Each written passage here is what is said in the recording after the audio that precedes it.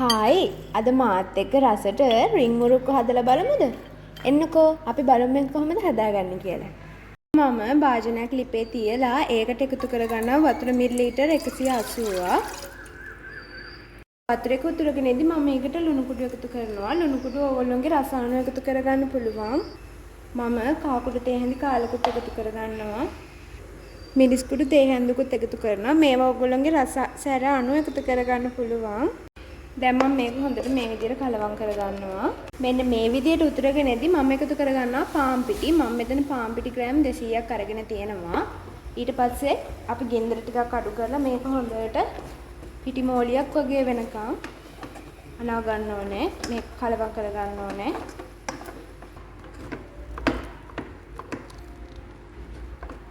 මෙන්න මේ විදිහට හොඳට අනා ගන්න ඕනේ. අපි මේක කරගන්න ඕනේ ටිකක් වෙලා අරගෙන ගොඩාක් දියාරු මිශ්‍රණයක් වගේ වෙනකම් වල වතුර එකතු කරගන්න එපා. මෙන්න මේ වගේ එක ගුලියකට වගේ එන්න ඕනේ.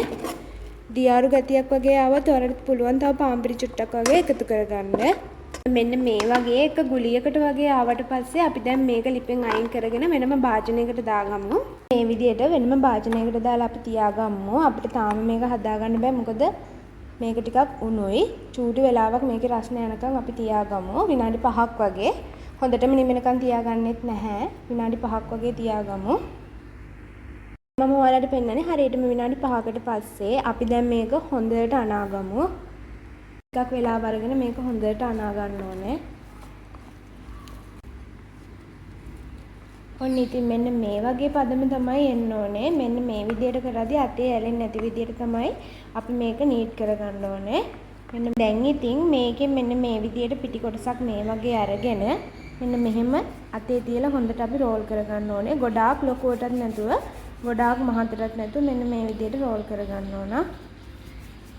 මෙන්න මේ වගේ ප්‍රමාණයට තමයි ඕගොල්ලෝ අතේ තියලා රෝල් කරගන්න ඕනේ. ගොඩාක් ලොකුවටත් නැතුව ගොඩාක් චූටියටත් නැතුව.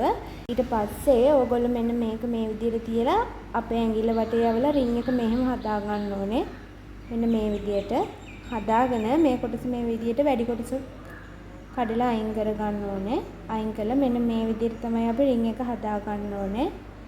ඕගොල්ලෝ වෙලාව අරගෙන මේක මේ විදිහටම හදාගන්න. ඉතින් මේ තියෙන්නේ මම මේ විදිහට හදාගත්ත රින් ටික. දැන් අපි මේක ගැඹුරු තෙලේ බැදගමු. භාජනයක් ලිපේ තියලා ඒකට එකතු කරගන්න මේ විදිහට පොල් තෙල්. ඔන්න තෙල් ටික රත් වෙගෙන ඉඳි මම අපේ මුරුක්කු ටික මේ විදිහට එකතු කරනවා. ගොඩාක් ගින්දර දාගන්න එපා. ගොඩාක් ගින්දර දාගත්තාම මේක ක්‍රිස්පි ගතියට බැද ගන්න බැරි වෙනවා. ඉතින් අපි එකපාර 10ක් වගේ තමයි දාලා බැද ගන්න ඕනේ.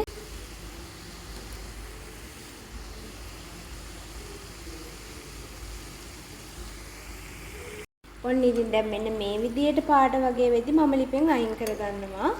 අපි දැන් අනිත් ටිකක් දාගමු. 10 වගේ තමයි ඕගොල්ලෝ දාලා බැද ගන්න ඕනේ අනිවාර්යෙන්ම. ඔන්න ඉතින් දැන් මම අපේ රින් මුරුක් එක හදාගෙන ඉවරයි. මම දැන් මේකට උඩින් ලුණු කුඩු චුට්ටක් වගේ එකතු කරගන්නවා. මිරිස් කුඩු චුට්ටකුත් මෙන්න මේ විදිහට එකතු කරගන්නවා. මිරිස් කුඩු නම් ඕගොල්ලෝ සැර කන්න කැමති නම් විතරක් එකතු කරගන්න. එකතු කරලා මම මේක චුට්ටක් මේ විදිහට අතින් හොඳට කලවම් කරගන්නවා. ඊට පස්සේ මම බැදගත්ත කරපිංචා ටිකත් උඩින් මේ විදිහට එකතු කරගන්නවා. මේකතු කළ චුට්ටක් මේ විදිහට හොඳට අනා ගන්නවා.